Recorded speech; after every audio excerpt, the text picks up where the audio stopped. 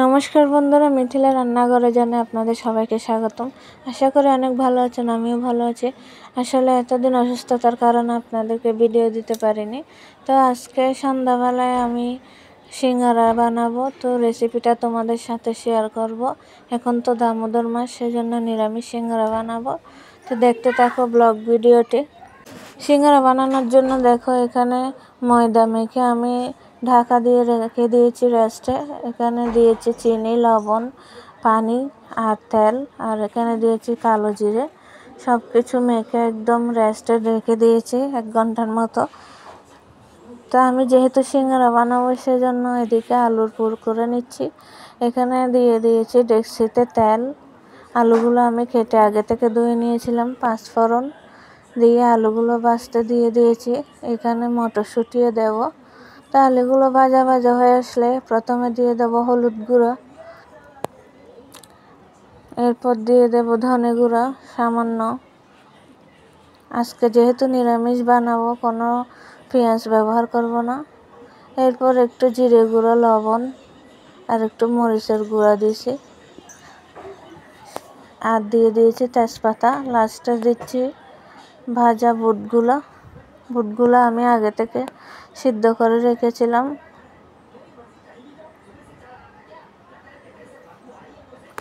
ছোলার বুট আর কি, এগুলো দিয়ে ভালোভাবে কষিয়ে আমি আলুর পুরগুলো তুলে করে নেব।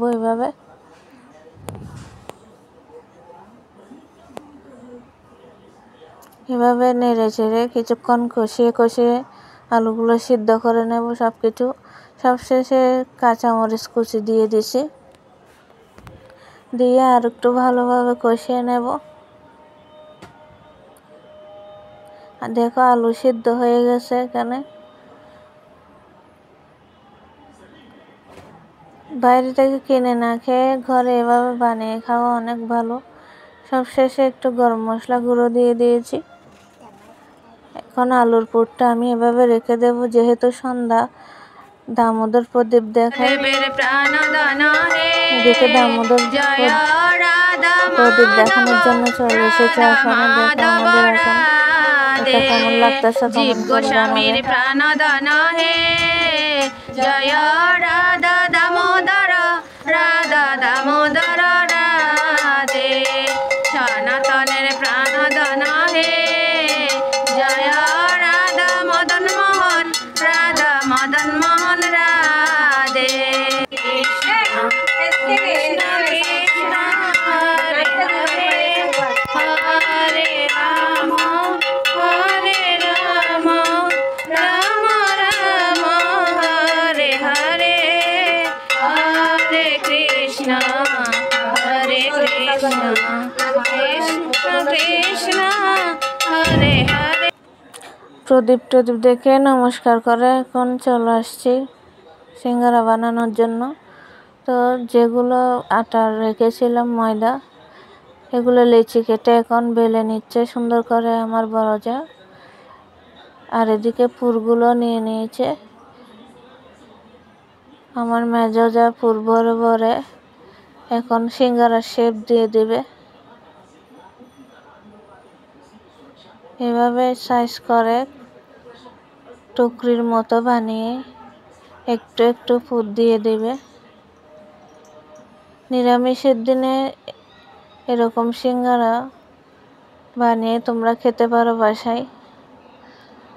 যেহেতু নিরামিষ, পেঁয়াজ রসুন খাওয়া যাবে না, বাইরের জিনিসও খাওয়া যাবে না, এভাবে ঘরে বসেই একটা সুস্বাদু নাস্তা বানিয়ে নেওয়া যায়।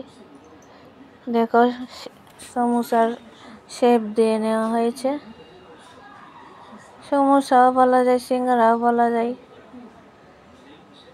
কিন্তু শেপটা হচ্ছে সমোসার মতো।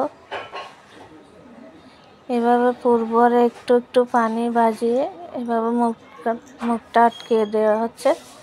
এভাবে এক এক করে সবগুলো এদিকে ওরা বানাচ্ছে, এদিকে আমি ভেজে নেব। ডেকচিতে দিয়ে দিয়েছি তেল গরম হয়ে গিয়েছে। এখন এক এক করে সব সিঙ্গারা আমি ভেজে নেব।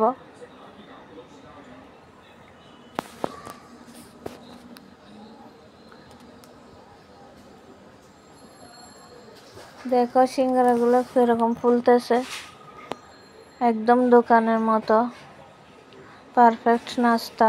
এভাবে তোমরা বাসায় ট্রাই করে দেখিও। আমার ভিডিওটা ভালো লাগলে লাইক সাবস্ক্রাইব করে পাশে থেকো। ভিডিওটা শুরু থেকে শেষ পর্যন্ত দেখার অনুরোধ রইল। আর নতুন বন্ধুদের আমার চ্যানেলে স্বাগতম জানাই। বেশি লাল করব না, এরকম হালকা হালকা ভেজে ভেজে আমি সবগুলো তুলে নেব। বেশি লালও করব না, বেশি হালকাও করব না, মিডিয়াম আছে ভাজবো আর কি। তো প্রথমে কয়েকটা ভেজে তুলে নিলাম, এরপর আরও কয়েকটা দিয়ে দিছি। এভাবে কয়েকটা আমি ভেজে এভাবে তুলে নেব। দেখো বন্ধুরা, একদম দোকানের মতো হচ্ছে।